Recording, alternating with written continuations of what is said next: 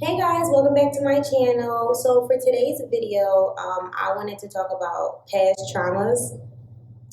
And I know that this topic is a little touchy. Trust me, I get it. But I feel like it's a very important thing that should be discussed and understood.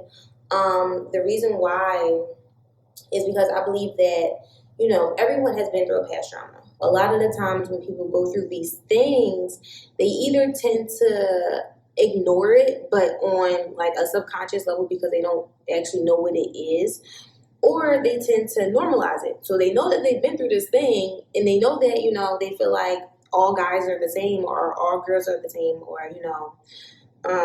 they can't trust anyone, or they have a fear of being loved or given love or anything like that. They normalize it because they feel like that's just the way the world works. Like, it just is what it is, and it's not normal. It's not normal. It's not healthy, and it's something that should be dealt with.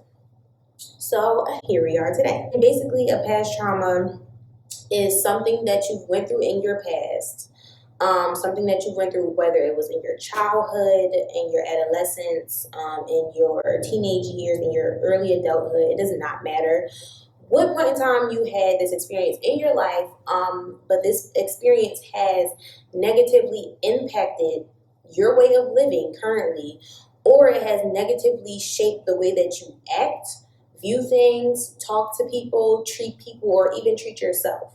That is what a past trauma is. So for an example, let's say that in my past, I dated a guy who literally broke my heart to pieces, right? Or let's say I dated like two guys or whatever, three guys that literally did the same thing.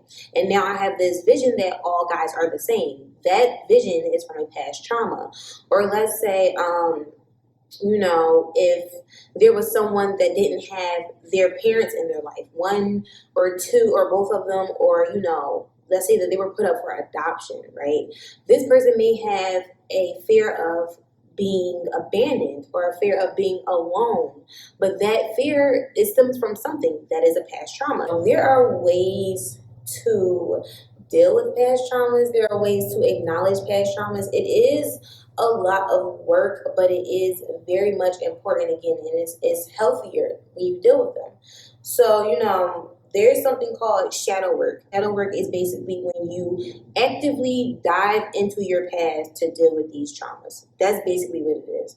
In order to deal with these traumas, deal with the things that you've done or the ways that you think, like anything that's just negatively built up in your past. That is shadow work. You get to learn yourself on a very deep and intense level. Like, you will break down barriers that you didn't even know were there. Like, you will literally deal with things that you didn't even know that you felt. Like, you literally have to sit and reminisce on past events and think about things and wonder why things happen, and like grow through them. It's very amazing. Actually, it's a very intense but amazing experience.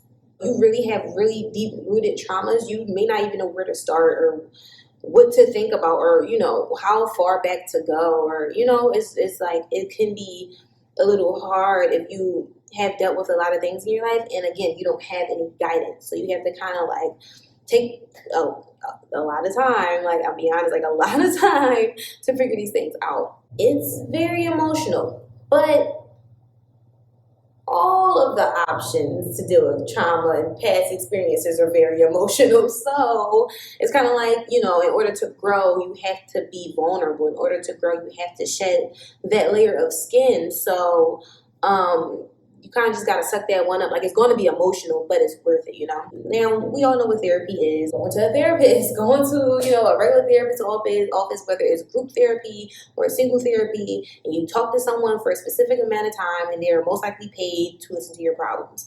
Now, there are pros to this because you have guidance to, figuring things out. They can kind of tug at some strings and get things out of you that you may not be able to figure out yourself. It can be a comforting experience because there's someone to lean on, especially if you have a trusted therapist, like, it's not just some random person that just wants your check. Like, it's someone who actually cares. So, and you built a bond with them, or they've been recommended by a family member, been through a lot of things, and you just like, I don't even know. Like, it's just so much built up that you're numb and you don't even know where to go. I recommend therapy. therapy, to at least get the ball rolling. Or if you have like a trusted family member or a friend or an acquaintance, I would recommend talking to them, and that is a form of therapy. It's just not paid.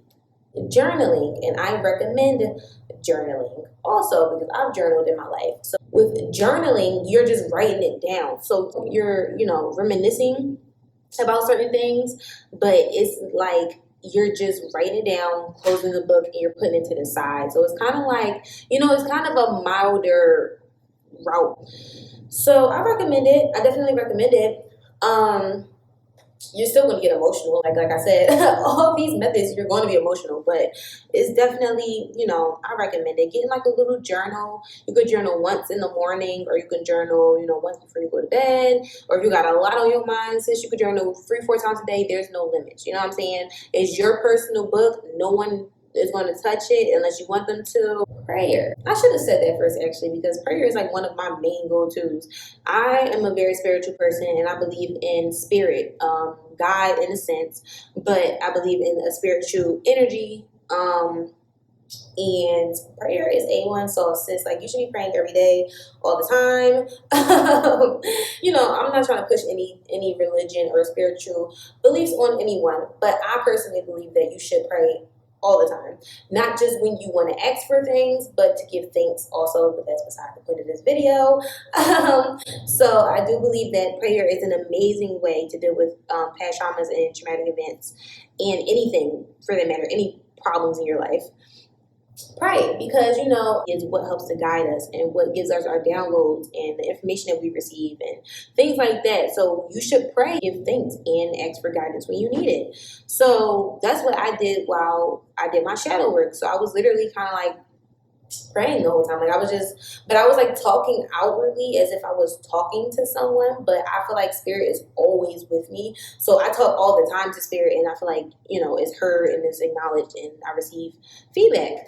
So prayer, sis, pray. If you believe in praying, like literally every day, don't matter what time of day, don't matter how many times, at least once, obviously, you can literally just sit there and be like, you need to get something off your chest, take some time to yourself, go pray, and it doesn't have to be like, oh, you're at the edge of your bed and, you're like this and praying. You can literally talk out and pray. Like, it will always be received.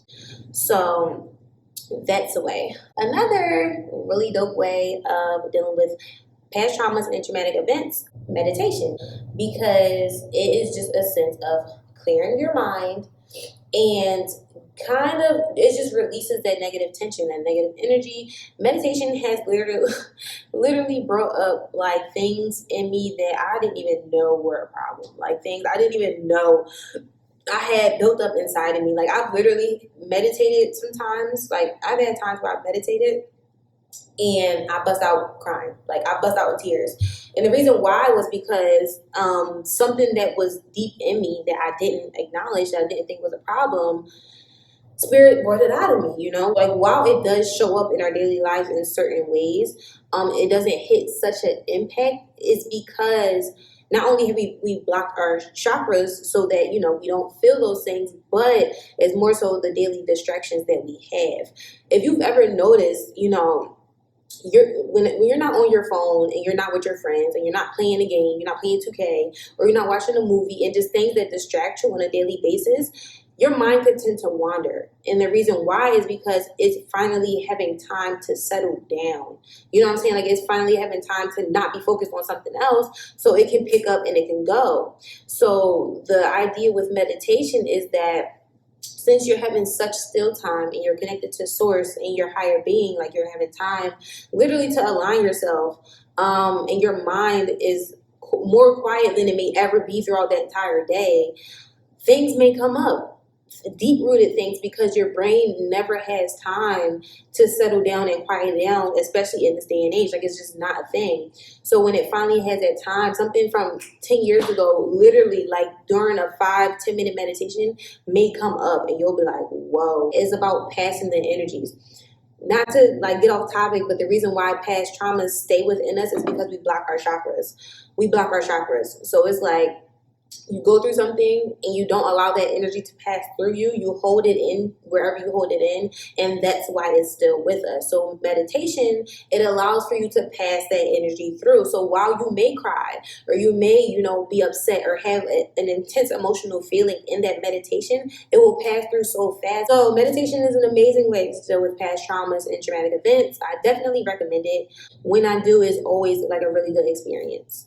So those are like some really top fire ways to deal with past traumas. Those are ways that I definitely recommend. Yeah, I really hope that this video helps someone, and I hope that the importance of past traumas and the things that we've been through is honestly recognized, because just from my practices, I don't want to preach to anyone, but from my practices, you can't live a fulfilled life and a truly abundant life. And I'm not just talking financially, but a truly abundant life, whether it's spiritually or mentally, emotionally. If you have, built up pain that you've been harboring in your body, other things that can be responsible, past traumas, and stress and traumatic events, like things that we've been through that have hurt us and like warped our views, is very much linked to illnesses and disease. Like, if you just took the time to recenter your spiritual energy and recenter yourself, like how grounding that can be with your health, with your mindset, with your finances, with what you manifest. Like, that's literally the basis of everything, because we're humans, but we're spirits first, sis. I hope you guys enjoyed this video, and thank you guys for watching. If you like this video, please give it a thumbs up. If you didn't really like the video, still give it a thumbs up. And subscribe to my channel, please. I would love to start posting more spiritual videos and things like that. And you can follow me on Instagram at 3_MINAHH 3_. Thank you, and I'll talk to you guys later. Love you.